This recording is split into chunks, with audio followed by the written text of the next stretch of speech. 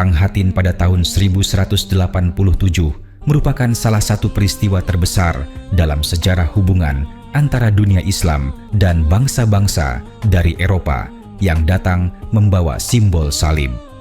Para ilmuwan Muslim sejak dahulu melihat peristiwa ini bukan hanya sebagai kemenangan militer, tetapi sebagai bukti bangkitnya kembali kekuatan moral dan spiritual kaum muslimin setelah masa panjang perpecahan. Dalam pandangan para sejarawan Muslim, perang ini lahir dari rangkaian keadaan politik yang rumit di wilayah Syam. Setelah wafatnya Nuruddin, wilayah itu mengalami masa perpecahan di mana banyak penguasa Muslim saling bersaing. Sementara pasukan-pasukan salib semakin memperkuat posisi mereka di Palestina. Namun dari Mesir muncul seorang pemimpin baru, yaitu Salahuddin Yusuf bin Ayyub yang berhasil menyatukan kekuatan dan perlahan membersihkan wilayah Syam dari ancaman pihak lawan. Para ilmuwan Muslim menggambarkan bahwa Salahuddin bukan hanya seorang komandan perang, tetapi seorang ahli strategi yang memiliki tujuan utama, yaitu mengembalikan kehormatan kaum muslimin. Ia tidak terburu-buru memulai peperangan besar, melainkan membangun kekuatan dari akar. Ia menata kembali Mesir, memperbaiki kemiliteran, memperkuat ekonomi, menumbuhkan semangat jihad yang lurus, serta meyakinkan para penguasa Muslim di Syam bahwa persatuan lebih penting daripada kepentingan kecil masing-masing. Para sejarawan seperti Ibnu Atsir dan Ibnu Wasil menekankan bahwa kemenangan besar seperti Hattin tidak mungkin datang begitu saja tanpa kerja panjang selama bertahun-tahun. Di sisi pasukan salib, kekuasaan mereka sebenarnya berada dalam keadaan terpecah. Raja Yerusalem bernama Gui dari Lusignan tidak memiliki kecakapan kepemimpinan yang kuat, sementara para bangsawan salib saling memperebutkan kepentingan. Sosok paling berpengaruh di pihak salib adalah Rainald dari Karak yang terkenal dengan kekejamannya. Dalam banyak karya sejarawan Muslim, Rainald digambarkan sebagai pemicu utama perang karena berkali-kali melanggar perjanjian dengan kaum muslimin, menyerang para pedagang muslim, bahkan berani mengancam akan menyerang kota suci Makkah. Pelanggaran-pelanggaran inilah yang kemudian menjadi alasan moral bagi Salahuddin untuk memulai operasi militer besar. Para ilmuwan Muslim sepakat bahwa perang Hattin tidak terjadi secara spontan. Salahuddin terlebih dahulu melakukan serangan di daerah-daerah yang dikuasai pasukan salib untuk melemahkan ekonomi dan logistik mereka. Ia merebut kota-kota penting dan memutus jalur perdagangan pihak salib. Setelah itu, ia memprovokasi bala tentara salib agar keluar dari benteng mereka. Ketika pasukan salib memutuskan untuk meninggalkan kota Safuria dan bergerak menuju Tiberias, para sejarawan menilai bahwa keputusan itu adalah kesalahan fatal. Pagi itu, para pengekor salib berjalan di bawah terik matahari yang sangat panas dengan membawa perlengkapan berat, sementara pasukan Salahuddin telah menguasai sumber-sumber air di sepanjang jalur tersebut. Pandangan para ilmuwan Muslim menyebut bahwa Salahuddin menempatkan pasukannya pada posisi yang menguntungkan di dataran dekat Tiberias yang dikenal sebagai Bukit Tanduk. Tempat itu memiliki dua puncak kecil dengan lembah di tengah. Di sanalah Salahuddin memutus jalur air bagi pasukan salib.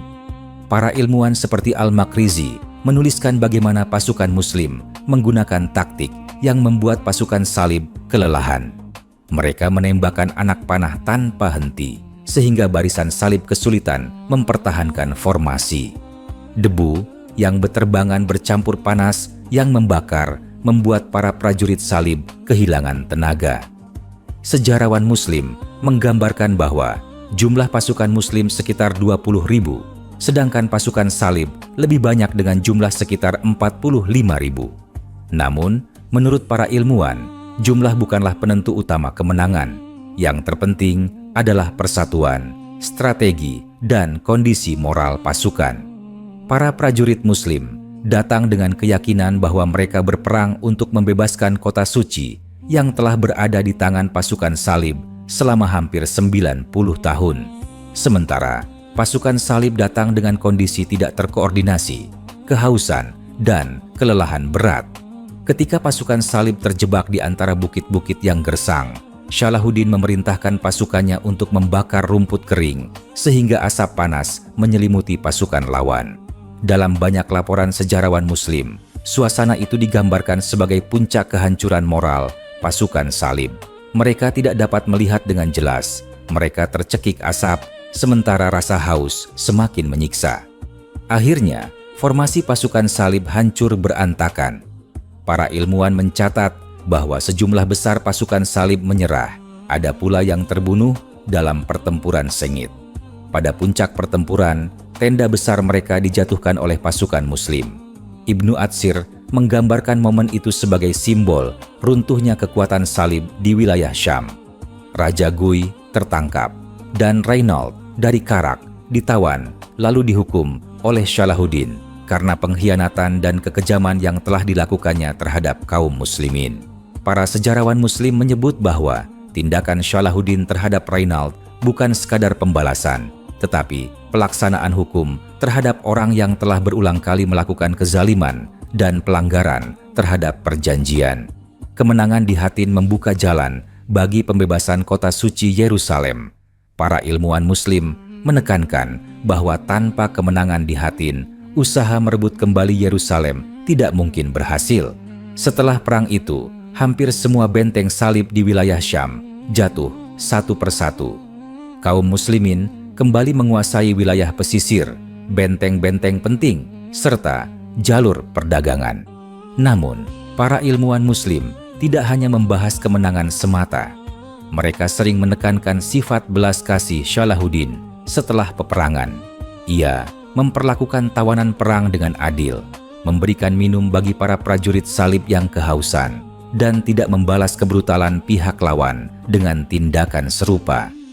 Sikap ini kemudian dipuji oleh banyak ilmuwan Muslim dan bahkan sejarawan dari Eropa sendiri.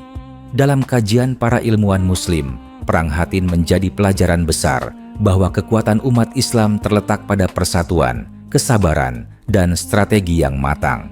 Mereka melihat kemenangan itu sebagai buah dari kerja panjang yang dilakukan sejak masa Nuruddin yang membangun semangat persatuan di antara kaum muslimin.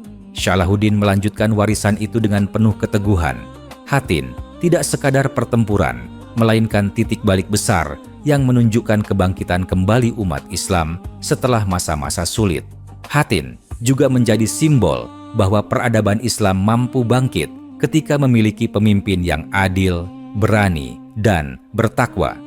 Para ilmuwan menekankan bahwa kemenangan militer harus selalu diiringi dengan kemenangan moral. Salahuddin menunjukkan bahwa seorang pemimpin tidak hanya dinilai dari kemampuan strateginya, tetapi dari ketulusan niatnya dan keadilannya dalam memperlakukan musuh sekalipun. Karena itu, Hattin selalu menjadi contoh paling sering disebut dalam karya-karya sejarawan Muslim untuk menggambarkan bagaimana sebuah bangsa bangkit ketika memiliki keyakinan yang benar, tujuan yang jelas, dan pemimpin yang jujur. Demikianlah gambaran Perang Hattin menurut pandangan para ilmuwan Muslim. Peristiwa ini tetap hidup dalam ingatan sejarah sebagai salah satu kemenangan terbesar kaum muslimin dan salah satu puncak kejayaan kepemimpinan Salahuddin yang penuh dengan nilai keberanian, kebijaksanaan, dan kemuliaan akhlak. Setelah kemenangan besar di Hattin, para ilmuwan Muslim memandang bahwa pengaruh kemenangan itu lebih luas dibanding sekadar perubahan peta kekuasaan. Mereka melihatnya sebagai peristiwa yang menghidupkan kembali harapan kaum muslimin di berbagai wilayah. Berita tentang hancurnya kekuatan salib menyebar cepat ke Mesir, Irak, Hijaz, dan wilayah lain. Banyak ulama pada masa itu menggambarkannya sebagai momen ketika umat Islam merasakan kembali persatuan setelah masa panjang keterpecahan. Para penulis kronik seperti Ibnu Shaddad yang dekat dengan Salahuddin menuturkan bahwa kemenangan itu memberikan keyakinan baru bagi banyak orang bahwa perjuangan membebaskan kota suci bukan hanya mimpi, tetapi tujuan yang berada di depan mata. Ilmuwan Muslim sering menggarisbawahi bahwa keberhasilan ini tidak akan tercapai tanpa kedisiplinan pasukan Muslim. Mereka menyebutkan bagaimana pasukan berkuda, pemanah, dan pejuang infanteri bekerja dalam harmoni yang terlatih. Setiap kelompok memahami tugasnya dan bergerak sesuai arahan pemimpin mereka. Para ahli sejarah perang menekankan bahwa pasukan Muslim pada masa Salahuddin memiliki kombinasi stamina, ketabahan, dan kemampuan teknis yang tinggi. Mereka terbiasa bergerak cepat, melakukan serangan ringan, dan menghindari bentrokan besar yang tidak menguntungkan. Strategi semacam ini sangat efektif menghadapi pasukan salib yang lebih lamban dan membawa perlengkapan berat. Selain kekuatan fisik, para ilmuwan Muslim juga menyoroti kesiapan mental pasukan Muslim. Mereka menggambarkan bagaimana para ulama, qari, dan pendakwah sering mendampingi pasukan untuk memberikan penguatan rohani. Mereka membaca ayat-ayat Al-Quran, mengingatkan para pejuang tentang makna keadilan, serta menanamkan bahwa tujuan perjuangan mereka bukan perebutan wilayah semata, melainkan membebaskan tanah suci dari penindasan.